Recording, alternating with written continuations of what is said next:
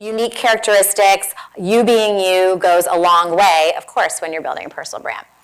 And a lot of people think that personal branding is only for people who want to develop an online profile or in the online world, but I am a strong and firm believer that every single person out here, every single person out everywhere should have a personal brand. So not only will it help you to get noticed by the media, to get noticed by prospects and potential collaborators, but even if you're in the professional corporate world, if you've got one person interviewing and then the other who has a strong expertise and has shown the value that they can provide, more often than not, the employer is going to pick the person who has really demonstrated that they have an expertise in their abilities. So personal branding, important regardless of the industry you're in, or whether, if you're a business owner or not.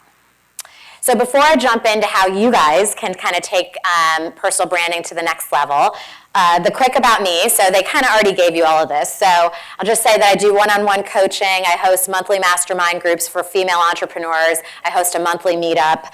And then this is all of my more formal experience, just to kind of show you where I'm coming from. Okay, so the number one rule of personal branding is authenticity.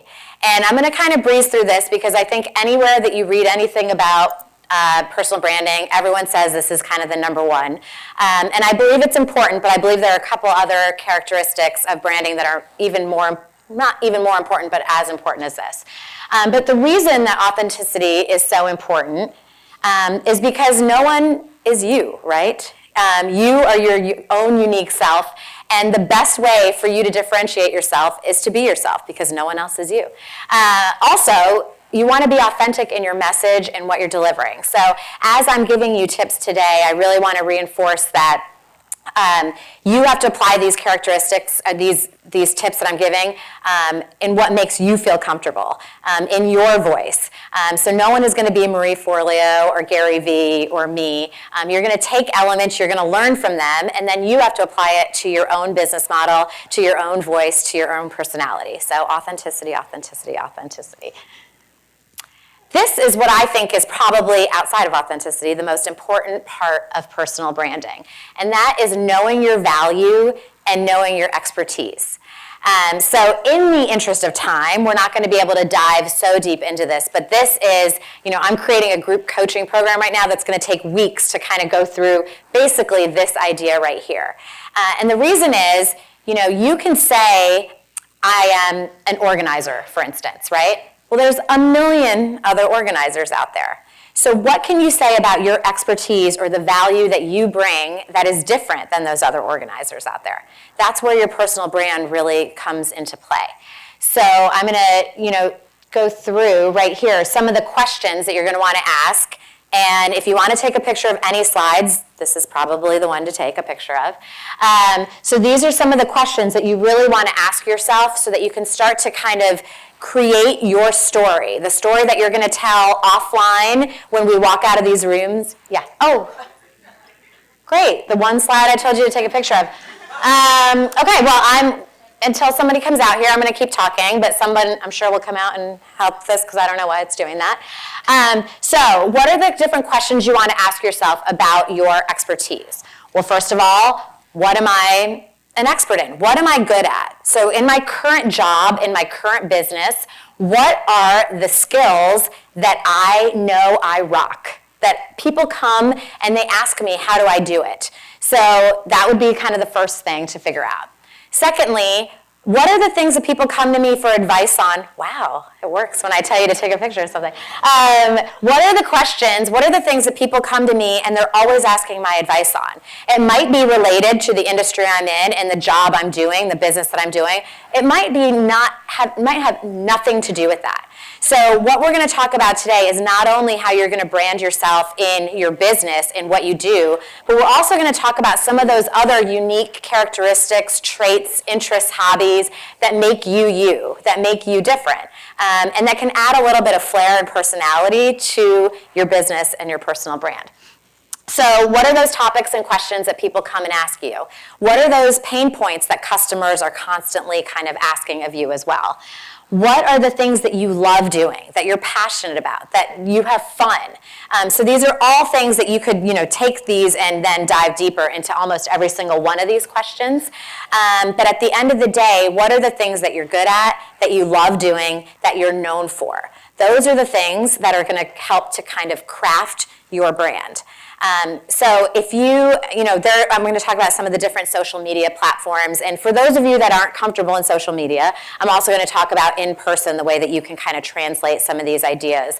But you'll see on my Instagram at Anj Varma, I like to do a lot of marketing tips, because that's what I do, business tips. But you're also going to see pictures of my family. You're going to see pictures of me traveling, because I like to do that. You're going to see a Saturday style, which has nothing to do with business coaching or marketing, but those seem to be the most popular posts that I post. Like, those are the ones that gets the most likes, because it's something different, and it's fun. And I love fashion and I love style, so I incorporate that into my online brand. And it's, again, not having to do exactly with business coaching, but it's having to do with me and who I am. And it's something a little bit interesting and different than some of the other business coaches out there. Okay, so after thinking about your expertise and the value you can bring, and I guess I just want to hammer home the value that you can bring, because there is, it's kind of a misnomer, right? A personal brand, it has to do with you and who you are, but it really has to do with the person in front of you and the value that you can deliver to them. So when you're thinking about crafting your story, you want to think about what you're helping that person in front of you do, whether that person is on Instagram or is kind of standing right in front of you. And positioning is everything. So for those of you who can't read this, I love this little comic. Oh yes, you're a cow, but you're also a dairy consultant, an expert on calcium, and a hay connoisseur to boot, right? So you could be in a room and you can walk in and you can say, hey, I'm a cow. And people will be like, that's great. Or you can walk in and you can be confident and you can say, you know what, I'm a dairy consultant, right? And most of the other cows in the room aren't going to have said it. And it's not a lie. It's completely true. It's just positioning yourself as an expert in something very specific and different than all the other cows out there. Right? So, I could walk into a room and say, I'm a business coach, or I could say, I'm a business coach who focuses on inspiring, educating, and mentoring female entrepreneurs. And that makes me a little more defined, stand out a little bit more than just being like, hey, I'm a business coach, right? So positioning is everything. And again, going back to that authenticity, I'm not saying to lie, or to be false in what you're saying. It's all about the spin and how you craft your message. So let's talk about positioning in person, and then we'll talk about positioning your brand online. How many people would want to work with this woman right here? Oh, okay. Well, yeah. Okay. I wasn't expecting that, so you threw me off there. But all I'm going to say is, and I think that this slide is important, and it's not about the superficial. It's about putting yourself together as a package, right? So when I think about going to networking events, when I think about speaking, I like to wear a bright color, always. I like to have a scarf or a piece of jewelry, something that kind of differentiates me from every other person out there. And again, it's that idea of being memorable.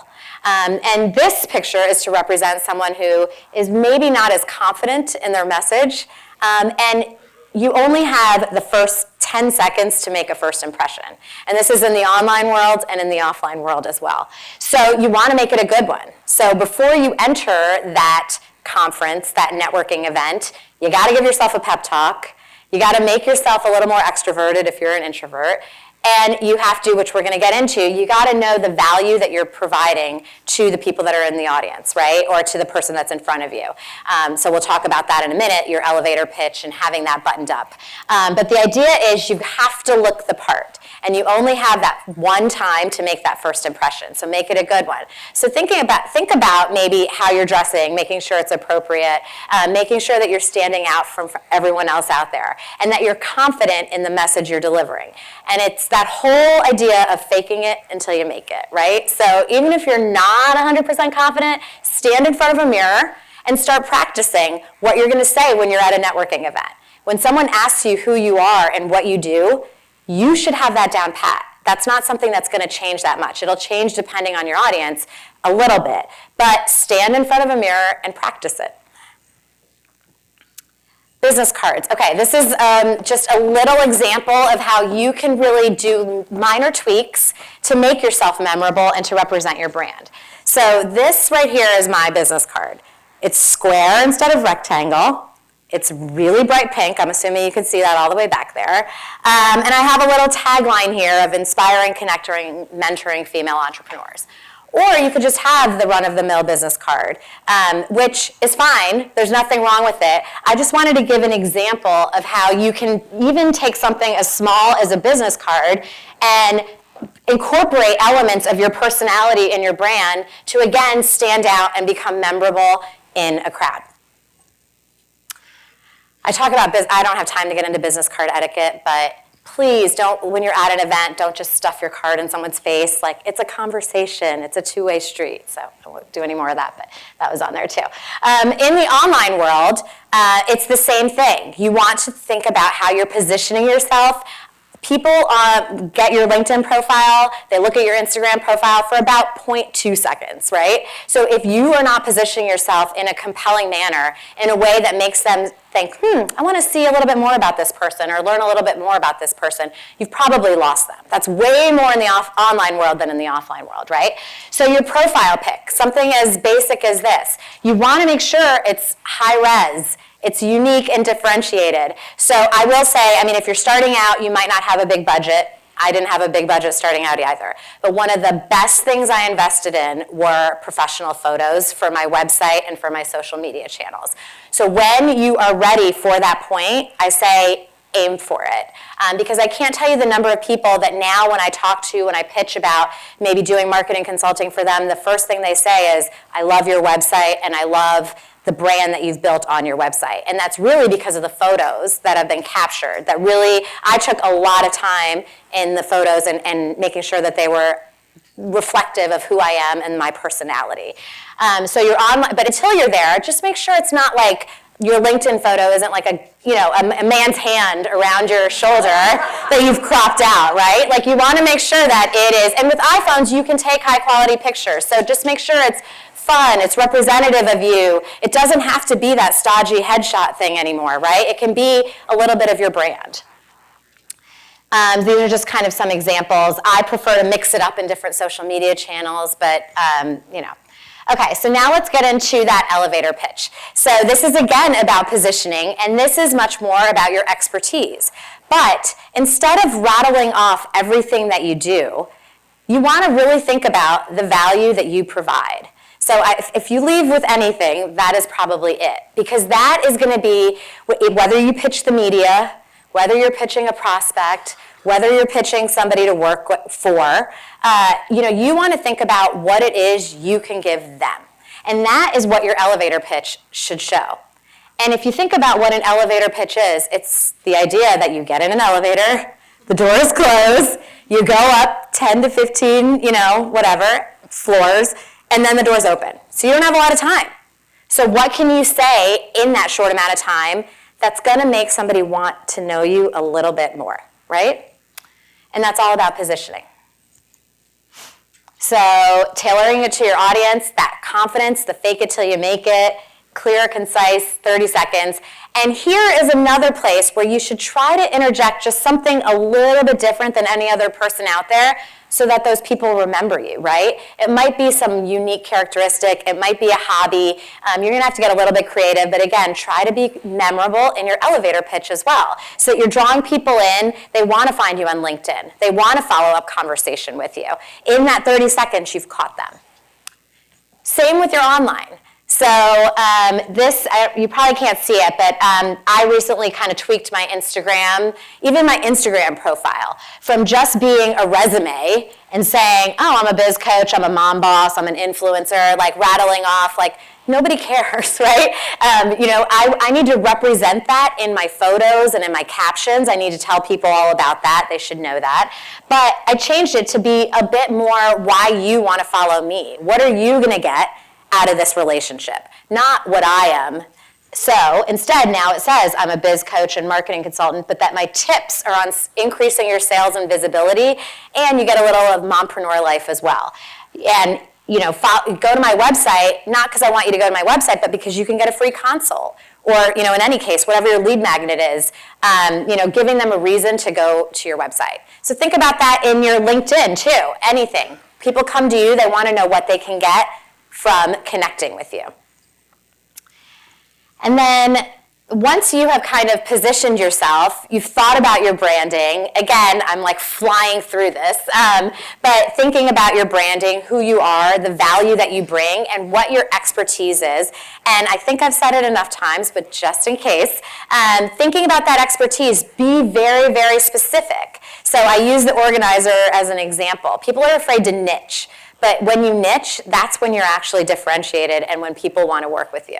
So if you think about an organizer, are you just an organizer, or are you like the best closet organizer on the block? Can that be what sets you apart from all the other organizers? That is then going to translate into establishing yourself as an expert. You can blog about all of the things that are in your expertise. You can do video, Facebook Live. You can do speaking engagements like this. And then you can start to pitch the press. I know that's coming up next, right? Because you have positioned yourself as an expert in your industry, and you developed a brand, and you've shown that brand and that livelihood in the online channels. So I love you can email me if you have any questions too. Lunchtime, perfect time for networking. Yes. Thank you, okay, Anjali. thank you.